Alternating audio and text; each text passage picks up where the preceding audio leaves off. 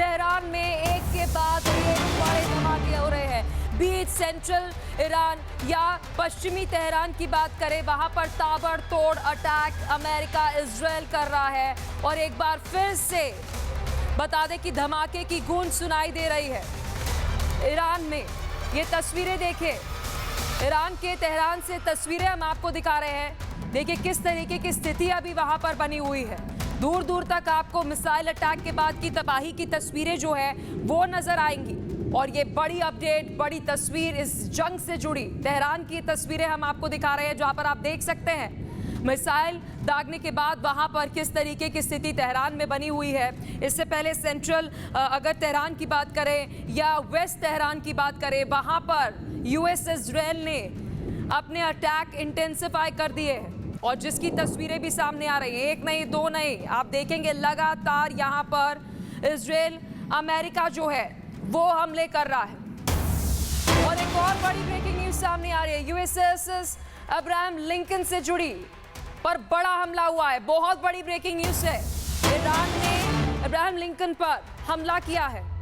क्योंकि देखिए इसका दावा पहले दूसरे दिन से ईरान करना शुरू हो गया था कि अब्राहम लिंकन को हमने निशाना बना दिया है। लेकिन ईरान बॉर्डर से 340 किलोमीटर, आपको बता दें 340 किलोमीटर की दूरी पर यह अटैक जो है वो किया गया है। और ये बड़ी अपडेट हम आपको दे रहे हैं।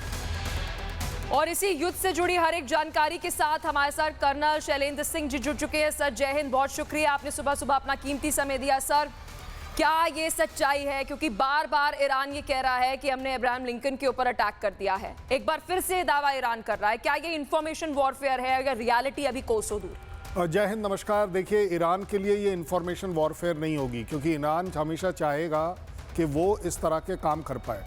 ज़्यादा बात अच्छी ईरान के लिए यह है कि वो दुनिया को कन्वे कर पाता है, वो अपनी आवाम को कन्वे कर पाता है, अपनी लीडरशिप को कन्वे कर पाता है, अपनी आर्मी को कन्वे कर पाता है कि अब्राहम लिंकन के ऊपर स्ट्राइक करी जा सकती है।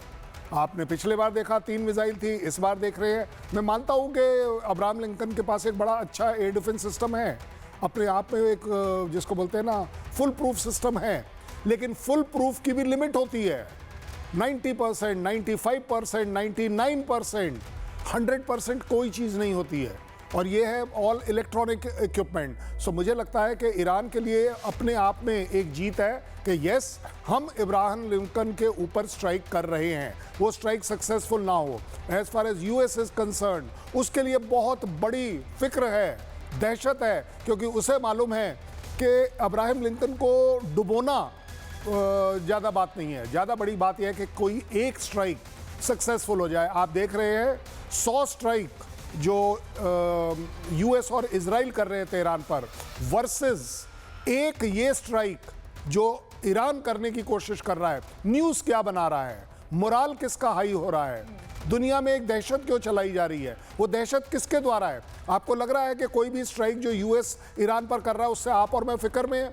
हम फिक्र में नहीं हैं, लेकिन हम डेफिनेटली फिक्र में हैं जब ईरान हॉर्मुज के ऊपर कुछ करता है। अगर कल वो एक स्टेप बढ़कर अब्राहम लिंकन के ऊपर अगर कुछ कर बैठता है तो दुनिया में एक बड़ी अलग तरह की उथल पुथल होगी। और आप देखेंगे कि ये स्ट्राइक जो है आज नहीं तो कल, मैं एक प्रोबेबिलिटी 1% की ज़रूर ग्रांट करूंगा ईरान को कि वो ये इसमें कहीं ना कहीं किसी ना किसी जगह सक्सेसफुल ज़रूर हो जाएगा।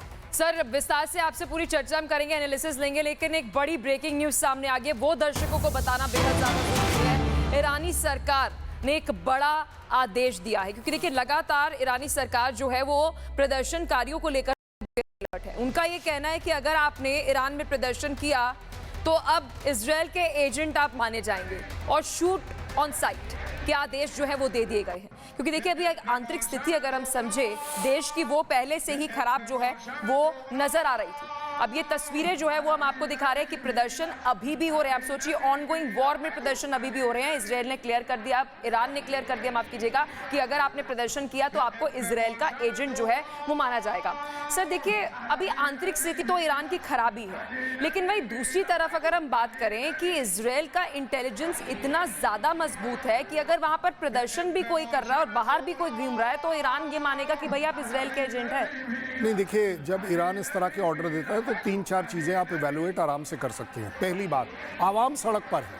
अब वो सड़क पर क्यों है? वो खमेनी के वो मातम में है या अपराइजिंग के लिए, ये देखने वाली बात है। इस समय ईरान सरकार अफोर्ड नहीं कर सकती कि ग्रुप्स जो हैं वो बाहर आए और उस ग्रुप का संचालन, उसका कंट्रोल मोसाद करे, चाहे वो पैसों की वजह से हो, चाहे इन्फ्लुएंस की वजह से हो। तो इसलिए आप ये ज़रूर पाएंगे कि ये सीधा सीधा एक थ्रेट है कि मोसाद प्लस आवाम किसी हालत में मिल ना पाए। और इसी वजह से आप देख रहे हैं कि अगर आप जैसे कहते हैं ना, वो कर्फ्यू लग गया, 144 लग गई, ये उसी का पैरेलल है कि अगर आप किसी भी, ईरान के केस में थोड़ा बढ़ चढ़ कर है, क्योंकि उन्होंने एक वर्ड और जो ऐड कर दिया कि आप इजराइल के एजेंट माने जाएंगे।